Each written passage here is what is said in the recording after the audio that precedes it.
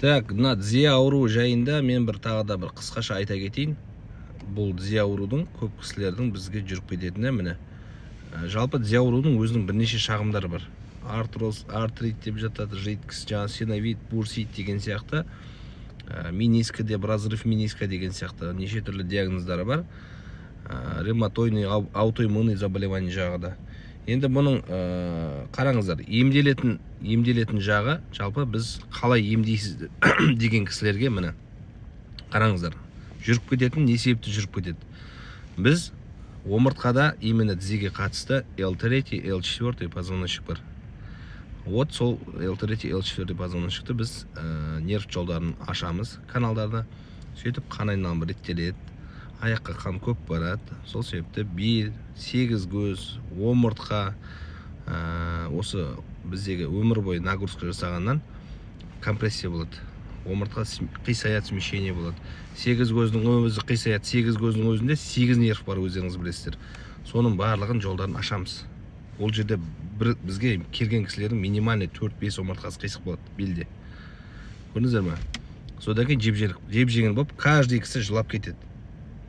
Көбіне келетін бізге 60-тағы кісілер, 60-тан асқан кісілер келеді. 70-тегі кісі, 80-дегі, 90-дағы кісілер келіп жатыр. Жылап келеді. Потому что олар уже шаршаған. Көрдіңіздер ме? Сол себепті келген кісілер бізді осылай емдейміз, ударный техникамен. Ударный техника деген аты шулы болғанымен біз қатты ұрмаймыз үлкен кісілерді. Жай ұрамыз. Өзінің нормасы бар. Осы оның алдындағы видеолардың барлығында осылай айтып кеткем. Каждый кісінің қоятын сұрақтары: сіз қалай емдейсіз, сіз қалай емдейсіз. Сосын каждый костоправқа барып шаршаған кісілер бар. Анау костоправқа бардым, одан ем болған жоқ. Бұлардың барлығы алаяқ деген сияқты. Сіз бірінші консультация алып келіңіз. Костоправтың барлығы бірдей емес. Әншінің барлығы бірдей емес қой. Сіз мысалы Қайрат Нұртасты ұнатпайсыз, бар Төреғалиді ұнатасыз ғой. Тура сол сияқты нәрсе болды. Әркімнің өзінің чувствосына байланысты. Мен істей алмаған нәрсені, может, басқа біреу істейді деген сияқты ғой. Басқа біреудің істей алмаған мен істеймін. Мысалға, әркімнің сезіміне байланысты. Костоправ деген сол. Костоправ дегеннің ол техникасы да әртүрлі болады. Әркімнің бір школадан шыққанбыз, мысалы, әркім әртүрлі емдейтін кісілер болады, мысалы. Тура сондай нәрсе.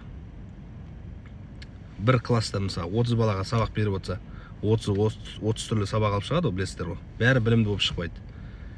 Или болмаса бәрі ақымақ болып шықпайды деген сияқты ғой. Просто ол ударный техниканың ішінде әртүрлі болады.